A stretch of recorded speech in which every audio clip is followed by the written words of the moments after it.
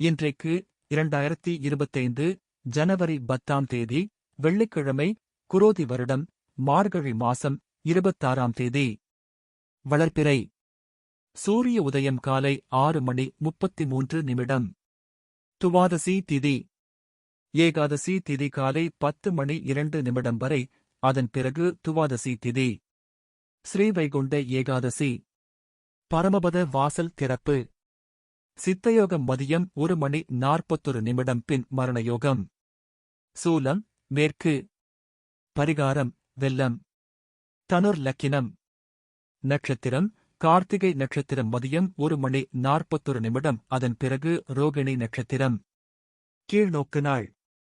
சந்திராஷ்டமம் நட்சத்திரம் சித்திரை சுவாதி. நல்ல நேரம் காலை 9:30 முதல் 10:30 வரை. மாலை 4:30 முதல் 5:30 வரை.